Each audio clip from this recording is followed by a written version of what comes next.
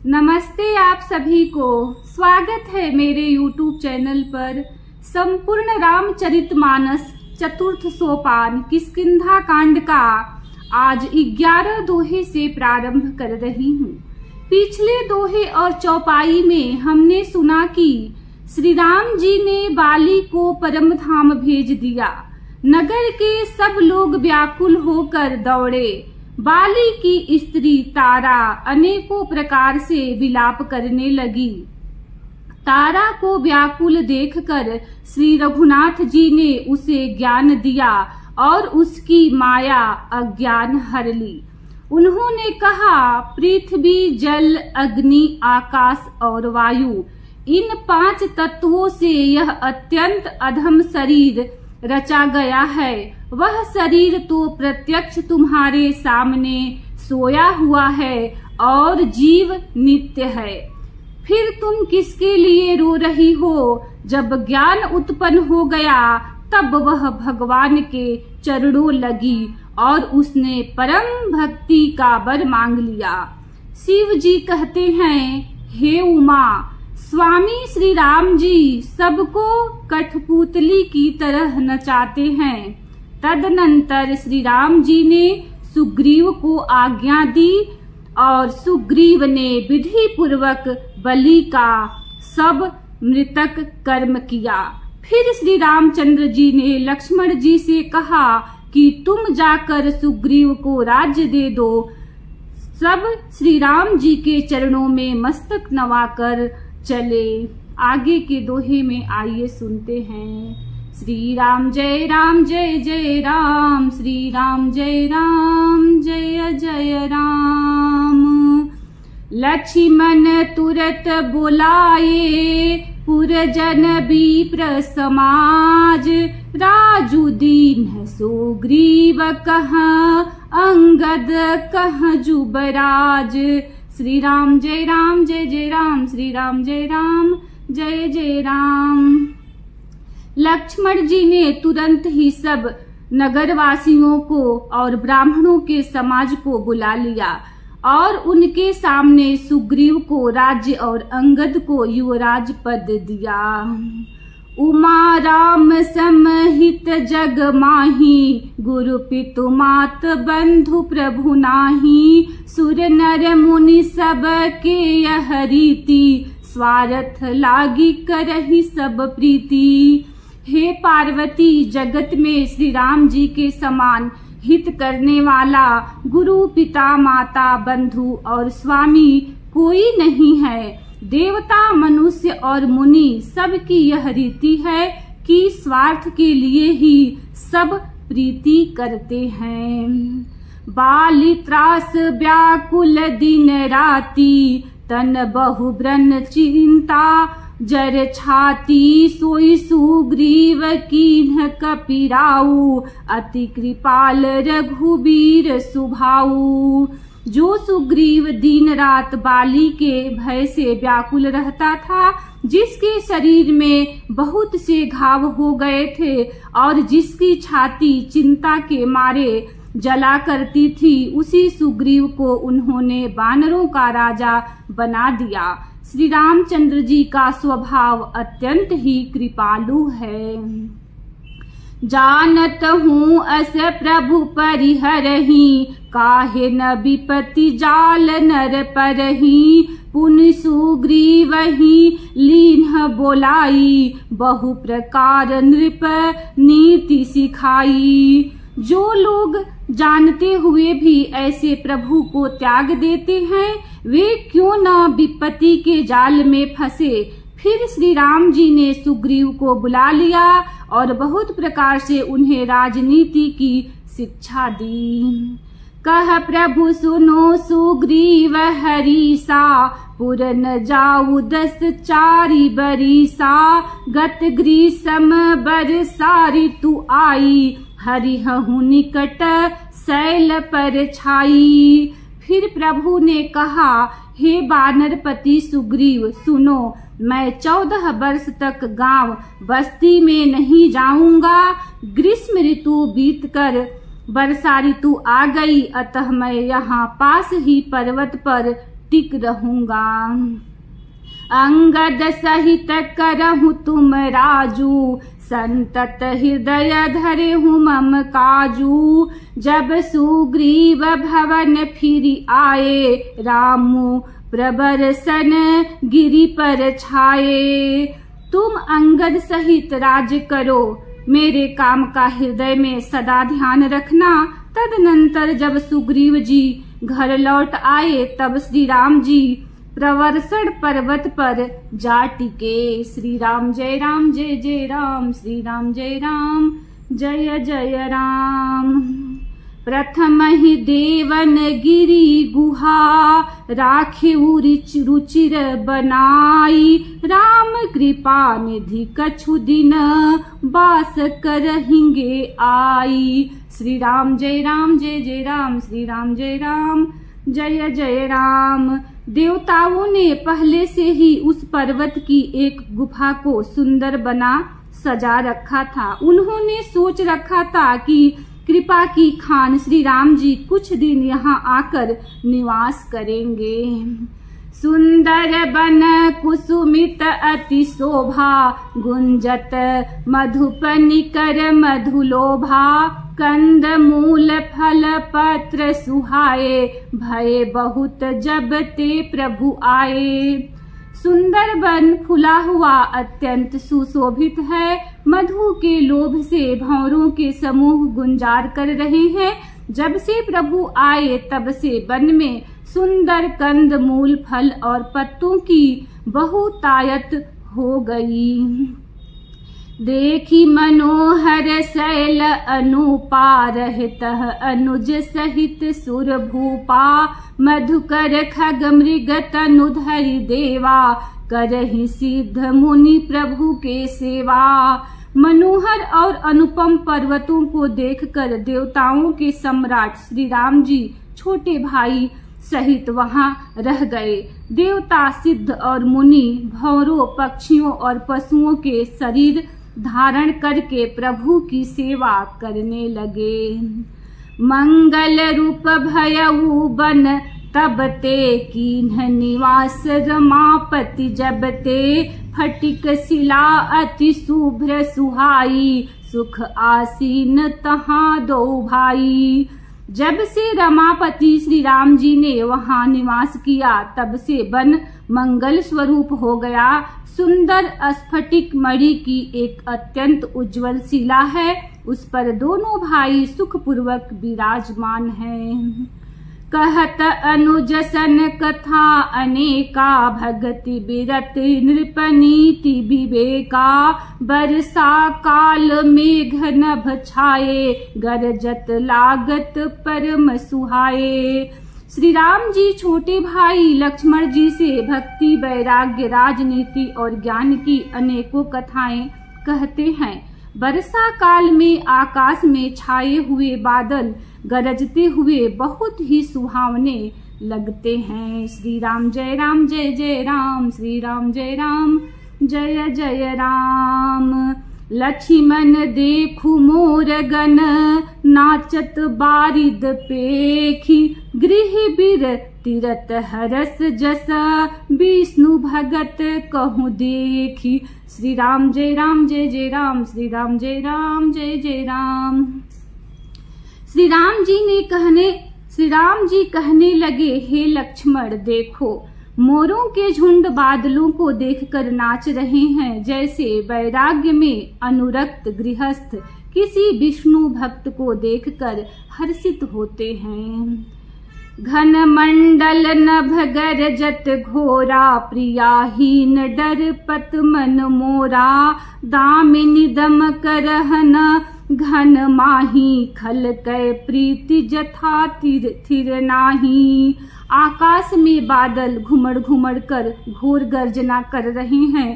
प्रिया सीता जी के बिना मेरा मन डर रहा है। बिजली की चमक बादलों में ठहरती नहीं, जैसे दुष्ट की प्रीति स्थिर नहीं रहती। बरसहि जलद भूमिनीय राये, जथा न वही बुध विद्या पाए। बूंद अघात सहहि गिरि कैसे, खल के बचन संत सह जैसे। बादल पृथ्वी के समीप आकर नीचे उतरकर बरस रहे हैं, जैसे विद्या पाकर विद्वान नम्र हो जाते हैं। बूंदों की चोट पर्वत कैसे सहते हैं, जैसे दुष्टों के वचन संत सहते हैं। क्षुद्र नदी भरी चली तोराई, जस थोरे हूँ धन खल इतराई। भूमि परत भाढ़ाबर पानी, जनु जीव ही माया लपटानी। छोटी नदियां भरकर किनारों का तुड़ाती हुई चली, जैसे थोड़े धन से भी दुष्ट इतरा जाते हैं, मर्यादा का त्याग कर देते हैं। पृथ्वी पर पड़ते ही पानी गंदला हो गया है, जैसे शुद्ध जीव के माया लिपट गई हो। समिति समिति झल भरहि तलावा, जिमि 10 गुण सज्जन पहि आवा। सरिता जल जल निधि महु जाई, होई अचल जिमि जीव हरि पाई। जल एकत्र होकर तालाबों में भर रहा है, जैसे सद्गुण एक एक कर सज्जन के पास चले आते हैं। नदी का जल समुद्र में जाकर वैसे ही स्थिर हो जाता है, जैसे जीव श्री हरि को पाकर अचल आवागमन से मुक्त हो जाता है। श्री राम जय राम जय जय राम, श्री राम जय राम जय जय राम। हरित भूमि तृण संकुल, समुझि परहि नहीं पंथ। जिमि पाखंड बादते, गुप्त हो ही सदग्रंथ। श्री राम जय राम जय जय राम, श्री राम जय राम जय जय राम। पृथ्वी घास से परिपूर्ण होकर हरी हो गई है, जिससे रास्ते समझ नहीं पड़ते, जैसे पाखंड मत के प्रचार से सदग्रंथ गुप्त लुप्त हो जाते हैं। दादुर धुनि चहु दिशा सुहाई, वेद पढ़हि जनु बटु समुदायी। नव पल्लव भय बिटप अनेका, साधक मन जस मिले विवेका। चारों दिशाओं में मेढकों की ध्वनि ऐसी सुहावनी लगती है, मानो विद्यार्थियों के समुदाय वेद पढ़ रहे हों। अनेक वृक्षों में नए पत्ते आ गए हैं, जिससे वे ऐसे हरे भरे एवं सुशोभित हो गए हैं, जैसे साधक का मन विवेक ज्ञान प्राप्त होने पर हो जाता है। अर्क जवास पात बिनु भयऊ, जस सुराज खल उद्यम गयऊ। खोजत कतहु मिलहि नहीं धूरी, करई क्रोध जिमि धर्म ही दूरी। मदार और ज्वासा बिना पत्ते के हो गए, उनके पत्ते झड़ गए। जैसे श्रेष्ठ राज्य में दुष्टों का उद्यम जाता रहा, उनकी एक भी नहीं चलती, धूल कहीं खोजने पर भी नहीं मिलती। जैसे क्रोध धर्म को दूर कर देता है, अर्थात क्रोध का आवेश होने पर धर्म का ज्ञान नहीं रह जाता। शशि संपन्न सोहमहि कैसी, उपकारी के संपत्ति जैसी। निशितन घन खद्योत बिराजा, जनुदम बिन्ह कर मिला समाजा।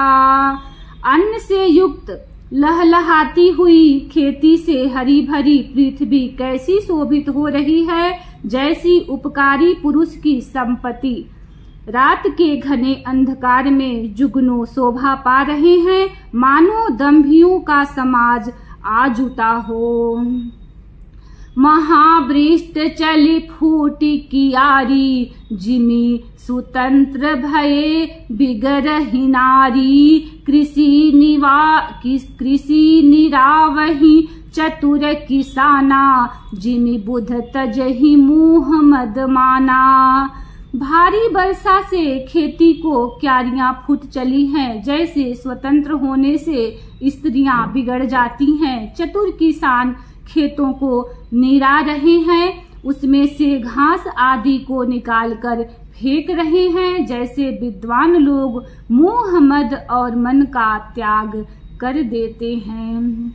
देखियत चक्रवाक खग नाही, कलिही पाई जिमि धर्म पराही। ऊसर बरसई तृण नहीं जामा, जिमि हरिजन हिय उपजन कामा। चक्रवाक पक्षी दिखाई नहीं दे रहे हैं, जैसे कलयुग को पाकर धर्म भाग जाते हैं। उस ऊसर में वर्षा होती है पर वहां घास तक नहीं उगती। जैसे हरि भक्त के हृदय में काम नहीं उत्पन्न होता। विविध जंतु संकुल मही ब्राजा, प्रजा बाढ़ जिमि पाई सुराजा। जह तह रहे पथिक थकी नाना, जिमि इंद्रिय गण उपजे ज्ञाना। पृथ्वी अनेक तरह के जीवों से भरी हुई उसी तरह शोभायमान है, जैसे सुराज्य पाकर प्रजा की वृद्धि होती है। जहाँ तहाँ अनेक पथिक थक कर ठहरे हुए हैं, जैसे ज्ञान उत्पन्न होने पर इंद्रियां शिथिल होकर विषयों की ओर जाना छोड़ देती हैं। श्री राम जय जय राम, श्री राम जय जय राम। कबहु प्रबल बह मारुत, जह तह मेघ बिलाही। जिमि कपूत के उपजे, कूल सधर्म नसाही। कभी कभी वायु बड़े जोर से चलने लगती हैं, जिससे बादल जहां तहां गायब हो जाते हैं। जैसे कुपुत्र के उत्पन्न होने से कुल के उत्तम धर्म श्रेष्ठ आचरण नष्ट हो जाते हैं। कबहु दिवस महनि बिड़तम, कबहु कप्रगट पतंग। बिन सई उपजई ज्ञान, जिमि पाई कुसंग सुसंग। श्री राम जय जय राम, श्री राम जय जय राम। कभी बादलों के कारण दिन में घोर अंधकार छा जाता है और कभी सूर्य प्रकट हो जाते हैं। जैसे कुसंग पाकर ज्ञान नष्ट हो जाता है और सुसंग पाकर उत्पन्न हो जाता है। बरसा बिगद शरद ऋतु आई, लक्ष्मण देखे हूँ परम सुहाई। फूले कास सकल मही छाई, जनु बरसा कृत प्रगट बुढ़ाई। हे लक्ष्मण देखो, वर्षा बीत गई और परम सुंदर शरद ऋतु आ गई। फूले हुए कास से सारी पृथ्वी छा गई, मानो वर्षा ऋतु ने कास रूपी सफेद बादलों के रूप में अपना बुढ़ापा प्रकट किया है। उदित अगस्ति पंथ जल सोसा, जिमि लोभहि सोसहि संतोषा। सरिता सर निर्मल जल सोहा, संत हृदय जस गत मद मोहा।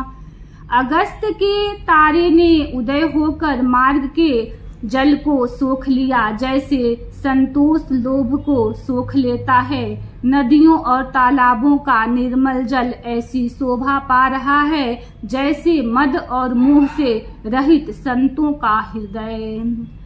रस रस सूख सरित सर पानी, ममता त्याग करहि जिमि ज्ञानी। जानि शरद ऋतु खंजन आए, पाई समय जिमि सुख सुकृत सुहाए। नदी और तालाबों का जल धीरे धीरे सूख रहा है, जैसे ज्ञानी विवेकी पुरुष ममता का त्याग करते हैं। शरद ऋतु जानकर खंजन पक्षी आ गए, जैसे समय पाकर सुंदर सुकृत आ जाते हैं, पुण्य प्रकट हो जाते हैं। पंकन रेणु सोह असि धरनी, नीति निपुण नृप कै जसि करनी। जल संकोच बिकल भई मीना, अबुध कुटुम्बी जिमि धनहीना। न कीचड़ है न धूल, इससे धरती निर्मल होकर ऐसी शोभा दे रही है, जैसे नीति निपुण राजा की करनी। जल के कम हो जाने से मछलियां व्याकुल हो रही हैं, जैसे मूर्ख विवेक शून्य कुटुंबी गृहस्थ धन के बिना व्याकुल होता है। बिनु घन निर्मल सोह आकाशा, हरिजन इव परिहरि सब आशा। कहु कहु वृष्टि सारदी थोरी, को एक पाव भगत जिमि मोरी। बिना बादलों का निर्मल आकाश ऐसा शोभित हो रहा है जैसे भगवत भक्त सब आशाओं को छोड़कर सुशोभित होते हैं। कहीं कहीं बिरले ही स्थानों में शरद ऋतु की थोड़ी थोड़ी वर्षा हो रही है, जैसे कोई बिरले ही मेरी भक्ति पाते हैं। श्री राम जय जय राम, श्री राम जय जय राम। चले हरसित जिनगर नृप, तापस बनिक भिखारी। जिमि हरि भगति पाई श्रम, तजहि आश्रमी चारी। श्री राम जय जय राम, श्री राम जय जय राम। इसी दोहे के साथ कथा को विश्राम देती हूँ। कल इसी दोहे से प्रारंभ करूंगी। वीडियो को लाइक करें, चैनल को सब्सक्राइब करें। धन्यवाद। जय श्री राम।